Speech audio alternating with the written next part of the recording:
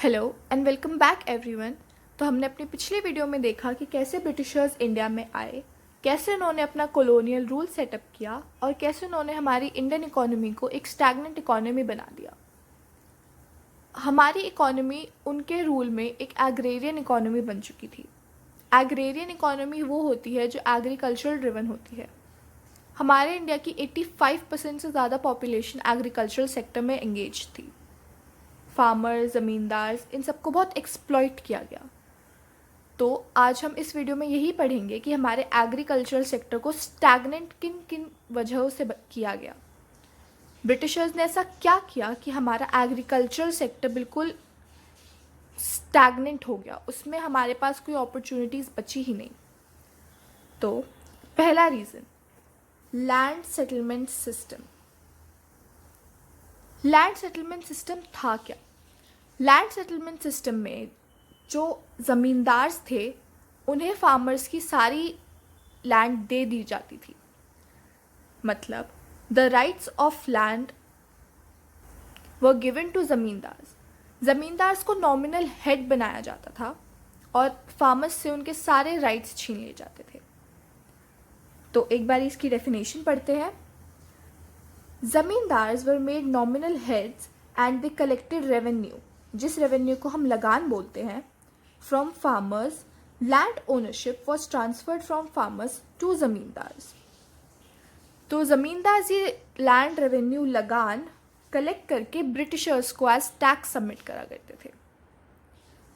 और सबसे बड़ी बात इसमें एक इम्पॉर्टेंट पॉइंट ये था कि जो ये रेवेन्यू कलेक्ट करते थे ये फिक्स्ड अमाउंट होता था। तो फार्मर्स का इनकम लेवल नहीं देखते थे, चाहे एक फार्मर कम कमा रहा हो, एक फार्मर ज़्यादा कमा रहा हो, बट सबके लिए लगान सेम रहता था। तो जो ज़्यादा कमाता था वो भर देता था लगान, बट जो कम कमाता था उसके लिए लगान भरना बहुत मुश्किल होता था। और अगर वो नहीं भर पाता था तो उसका ज़िम्मा ज़मींदार को उठाना पड़ता था, क्योंकि मिडलमैन ज़मींदार था। अगर ज़मींदार ब्रिटिशर्स को सबमिट नहीं करता टैक्स तो नाम उस पे आता था, और यहाँ ज़मींदार और फार्मर दोनों का बहुत एक्सप्लॉयटेशन किया गया। Second, commercialisation. तो कमर्शलाइजेशन था क्या, ये हमने अपनी छोटी क्लासेस में भी पढ़ रखा है। Commercialization is the transfer of growth from food crops to cash crops. अब कैश क्रॉप्स क्या होते हैं?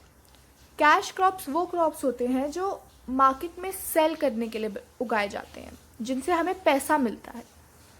तो ब्रिटिशर्स ने भी हमारे फार्मर्स के साथ कुछ ऐसा ही किया। उन्होंने कैश क्रॉप्स पे ज़्यादा प्राइस पे करने का रूल निकाला।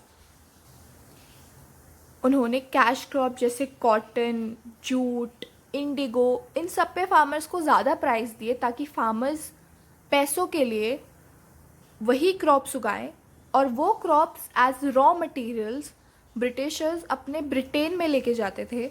वहाँ से वो लोग उनको मैन्युफैक्चर करते थे और यहाँ इंडिया में वापस लाके बेचते थे।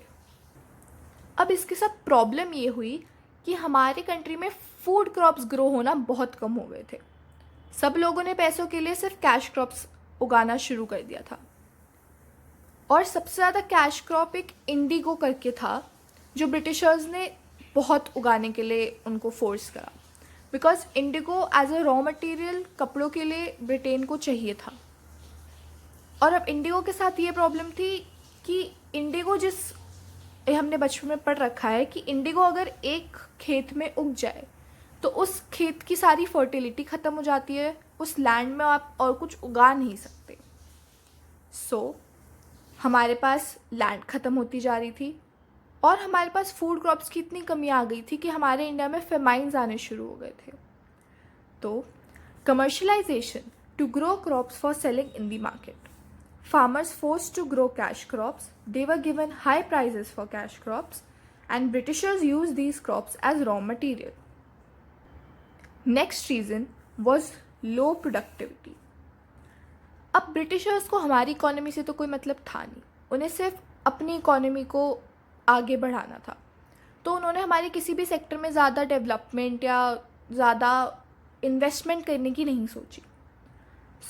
हमारे एग्रीकल्चर में हमें ना तो कोई इन्वेस्टमेंट मिली, ना कोई इंसेंटिव मिले, ना कोई टूल्स मिले, मॉडर्न टूल्स, कि हम लोग अपने एग्रीकल्चर को डेवलप कर सकें। तो हमें टेक्नोलॉजी नहीं मिली, हमें फैसिलिटीज़ नहीं मिली, और हमें HYV सीड्स, फर्टिलाइज़र्स, हमारे पास कुछ नहीं था। तो हमारी एग्रीकल्चरल इकोनॉमी बैकवर्ड चली गई। हमारे पास एग्रीकल्चरल सेक्टर को डेवलप करने के लिए इन्वेस्टमेंट नहीं थी। हमारे पास लो लेवल ऑफ टेक्नोलॉजी थी, मतलब हमारे पास टेक्नोलॉजी नहीं थी इतनी कि हम लोग टूल्स यूज़ कर सकें। Lack of irrigation facilities. अब एग्रीकल्चर था तो इरिगेशन उसके लिए बहुत इंपॉर्टेंट है, बट हमारे पास वो फैसिलिटीज़ ही नहीं थी क्योंकि हमारे पास इंसेंटिव नहीं था, हमारे पास इन्वेस्टमेंट नहीं थे। Negligible use of fertilizers. हम फर्टिलाइज़र्स यूज़ नहीं करते थे बिकॉज उस वक्त पुराने ज़माने में हमारी कंट्री इतनी ओपन माइंडेड नहीं थी। उन्हें लगता था कि अगर वो फर्टिलाइज़र्स या कुछ अलग से डालेंगे तो वो होते ना बिलीफ, सुपरस्टिशंस, तो कुछ हो जाएगा ज़मीन को। इसलिए हमारे इंडियन फार्मर्स उस टाइम में फर्टिलाइज़र्स पे बिलीव नहीं करते थे। तो ना हमारे पास फर्टिलाइज़र्स थे, ना टेक्नोलॉजी थी, ना इरिगेशन फैसिलिटीज़ थी। तो हमारे एग्रीकल्चर सेक्टर में प्रोडक्टिविटी बहुत कम हो गई। जो उगते थे क्रॉप्स, उनकी क्वालिटी अच्छी नहीं होती थी, और कई बार तो वो उगते ही नहीं थे क्योंकि सॉइल इतनी फर्टाइल ही नहीं होती थी। तो इस वजह से हमारी क्रॉप्स की बहुत लो प्रोडक्टिविटी होने लगी। Next and the last point is no investment. अब नो इन्वेस्टमेंट मैं ऑलरेडी आपको बता चुकी हूँ कि ब्रिटिशर्स ने हमारे एग्रीकल्चरल सेक्टर के लिए कोई इन्वेस्टमेंट नहीं करी।